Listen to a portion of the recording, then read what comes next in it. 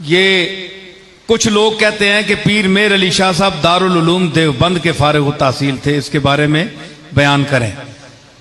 पीर मेर अली शाह साहब दारुल उलूम देवबंद आपने देखा ही नहीं, ये पक्की बात है। मैं उनके घर का आदमी हूं। साहिबुल बैत अदरा बेमाफी है। पीर मेर अली शाह ने देवबंद का दारुल उलूम देखा ही नहीं। आप शागिर्द थे मौलाना लुत्फुल्लाह साहब के अलीगढ़ी के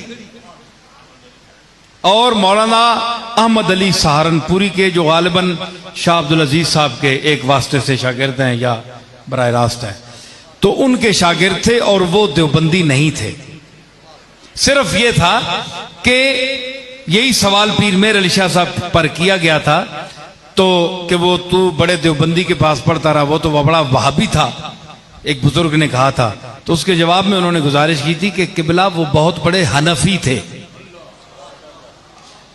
अलबत्ता सूफिया के रसूम के पाबंद नहीं थे। ये भी पीर साहब के सवाने हयात में मुनीर में ये फिक्रा लिखा हुआ है, आज भी लिखा हुआ है।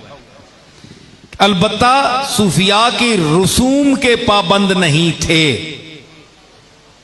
पीर मेर अली शाह साहब ने यह जुमला कहकर बहुत बड़ी गलतफहमी का इजाला फरमा दिया कि जो लोग, तवज्जो सुने, जो लोग सूफिया की बाज रस्में नहीं मानते या उसमें शामिल नहीं होते, मसलन समा बिल मजामीर होता है, मजामीर के साथ कवाली होती है, चादरें चढ़ाई जाती हैं हमारे आस्थानों में, चिश्तिया निजामिया सिलसिले में खास तौर पर रस्में होती हैं, पाक पतनशी मसलन दरवाजा खुलता है, वहां पूरी रस्में अदा की जाती हैं। तो अगर कोई शख्स मसलन पीरी मुरीदी बैत होती है, पीरों से का मुरीद बना जाता है, बैत की जाती है, तो ये सब रसूम हैं खानकाही। तो इनको अगर कोई नहीं अपनाता तो उसका ये मतलब नहीं है कि वो देवबंदी है।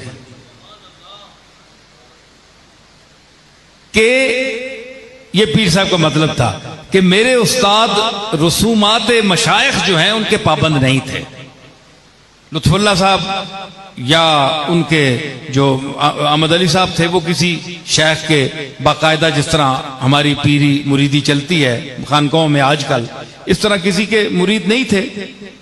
और ये मैं पहले भी अर्ज कर चुका हूं कि ये सुन्नत का अगर इसको मान भी लिया जाए तो वो वाजिब या फर्ज के दर्जे पर नहीं है कि आप किसी शेख के मुरीद जरूर हों।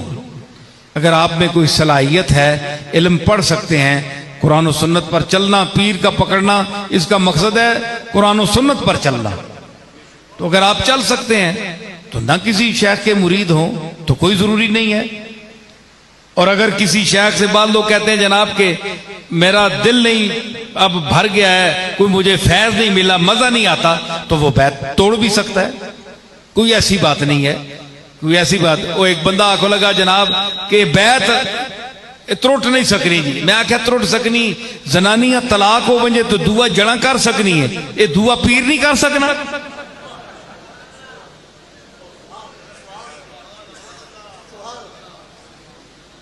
कर सकती है जी, वो तलाक हो गई, अपनी मर्जी इद्दत गुजार कर अपना कर लें। और शेख ये, लेकिन ये तमाशा भी ना हो कि जहां आज यहां बैत हो गए, कल वहां कोई अच्छे मफाद देखा, वहां इनकी तोड़कर उनके बैत हो गए, फिर ये सारी उम्र चक्कर ही चलता रहे, ये बात भी नहीं है। अगर ये तमाशा करना है तो आप घर ही बैठे रहें, किसी पीर के मुरीद ना हो। और अगर होना है तो सोच समझ करो, आपको कौन मजबूर करता है। कई लोग कहते हैं जनाब हमारे आपके मुरीद हुए हैं जनाब, अभी तक तो बेहमदुल्लाह मुझे किसी ने नहीं कहा जो मेरा मुरीद हुआ है, लेकिन मैं कहता हूं कि अगर मुझसे बेहतर किसी को आप समझते हैं तो आप मेरी बैत भी तोड़कर कहीं और कर सकते हैं, ये तो अपने मर्जी की बात है। तो ये पीरी मुरीदी ये नहीं होती कि ये कोई दरबार सरकारी हो कि जितने मुरीद ज्यादा होंगे उतना नजराना हमें मिलेगा। ज्यादा पीरों को यही लालच होती है ना। तो ये इन लोगों ने, हमारे जो अकाबिर गुजरी हैं, उन्होंने ये दुकानदारी के लिए ये पाकीज़ा अड्डे नहीं खोले थे। ये इदारे पाकीज़ा जो रूहानी जो हैं, ये दुकानदारी के लिए नहीं खोले, ये तो रूहानियत के लिए, रसूलुल्लाह के फैज़ हसना को जारी करने के लिए, इताअत के लिए ये तरबियतगाहें बनाई थी इन्होंने। तो बेहतर है कि हम उसी तरीके पर इनको चलाएं।